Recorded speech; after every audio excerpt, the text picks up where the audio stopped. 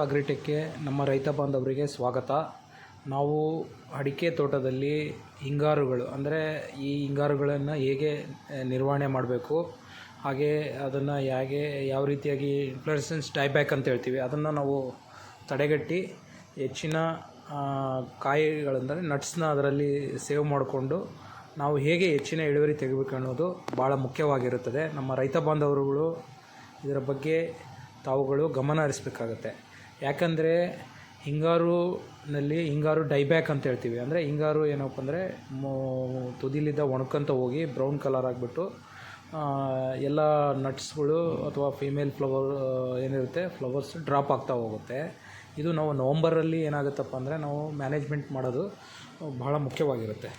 ನವಂಬರಲ್ಲಿ ಏನಾಗುತ್ತೆ, ನೀವು ಹಿಂಗಾರು ಏನು ಹೊರಡೋಕ್ಕೆ ಸ್ಟಾರ್ಟ್ ಮಾಡುತ್ತೆ ಅದಕ್ಕಿಂತ ಮುಂಚೆ ನಾವು ಸರಿಯಾದ ಒಂದು ರೀತಿಯಲ್ಲಿ ಹಿಂಗಾರುಗಳನ್ನ ಕಾಪಾಡಿಕೊಳ್ಳೋದು ಭಾಳ ಅತಿ ಉತ್ತಮವಾಗಿರುತ್ತೆ. ಈ ಒಂದು ಹಿಂಗಾರುಗಳನ್ನ ಕಾಪಾಡಿಕೊಂಡ್ರೆ ನಾವು ಹೆಚ್ಚಿನ ಇಳುವರಿಯನ್ನು ನಮ್ಮ ರೈತ ಬಾಂಧವರು ತೆಗೆದುಕೊಳ್ಳೋಕ್ಕೆ ಸಾಧ್ಯ ಆಗುತ್ತೆ.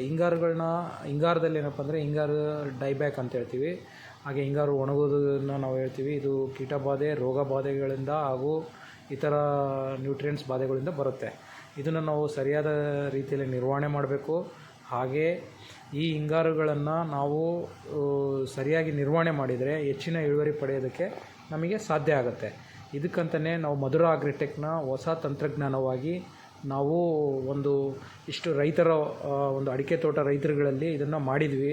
ಹೆಚ್ಚಾಗಿ ರೈತರು ತುಂಬ ಸಂತೋಷವಾಗಿದ್ದಾರೆ. ಈ ಹಿಂಗಾರುಗಳನ್ನ ನಾವು ಸರಿಯಾದ ರೀತಿಯಲ್ಲಿ ಮ್ಯಾನೇಜ್ ಮಾಡ್ತಾಯಿದ್ದೇವೆ ಅಂದರೆ ನಾವು ಹೆಚ್ಚು ಇಳುವರಿ ತೆಗೆಯೋದಕ್ಕೆ ಸಾಧ್ಯ ಆಗುತ್ತೆ. ಹಾಗೆ ಹಿಂಗಾರುಗಳನ್ನ ಮ್ಯಾನೇಜ್ ಮಾಡೋದು ಹಾಗೂ ನೀರಿನ ನಿರ್ವಹಣೆ ಬಹಳ ಮುಖ್ಯವಾಗಿರುತ್ತೆ. ಅಡಿಕೆ ತೋಟದಲ್ಲಿ ಅತಿ ಹೆಚ್ಚು ಆಗಿ ನಾವು ಸರಿಯಾದ ನೀರಿನ ನಿರ್ವಹಣೆ ಮಾಡಬೇಕಾಗುತ್ತೆ. ನೀರು ಸರಿಯಾಗಿ ನಿರ್ವಹಣೆ ಮಾಡಿದರೆ ಮಾತ್ರ ನಾವು ಗಿಡಗಳನ್ನು ಸಂರಕ್ಷಣೆ ಮಾಡ್ಕೊಳ್ಳೋದಕ್ಕೆ ಆಗುತ್ತೆ. ಅತಿ ಕಡಿಮೆ ನೀರಾದರೂ ಕೂಡ ನಾವು ಅಡಿಕೆ ತೋಟದಲ್ಲಿ ಹೆಚ್ಚಾಗಿ ನಾವು ತೊಂದರೆಗಳನ್ನ ಕಾಣ್ತೇವೆ.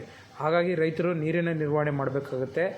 ಈ ಒಂದು ಔಷಧಿಗಳು ನೀವು ನೋಡ್ತಾ ಇರ್ಬೋದು, ಈ ಥೈಫಿನೈಟ್ ಮಿಥೈಲ್ ಅಂತ ಹೇಳ್ಬಿಟ್ಟು 70% WP ಅಂತ ಹೇಳ್ತೀವಿ. ಇದನ್ನು ನಾವೇನು ಮಾಡ್ತಾಯಿದ್ದೀವಿ ಅಂದರೆ ಈ ಒಂದು ಫಂಗಿಸೈಡ್ನ ಇದ್ರ ಜೊತೆಗೆ ನಾವು ಮಧುರ ಅಗ್ರಿಟೆಕ್ನ ಅವತಾರ್ ಅಂತ ಹೇಳಿ ಬಂದ್ಬಿಡುತ್ತೆ. ಅಂದರೆ ಅದರಲ್ಲಿ ಥೈಮ್ಯಾಥೆಕ್ಸಿಮ್ 1% ಹಾಗೂ ಕ್ಲೋರಿಥ್ರೊಪೆನಾಲ್ 0.5% ಇರುತ್ತೆ.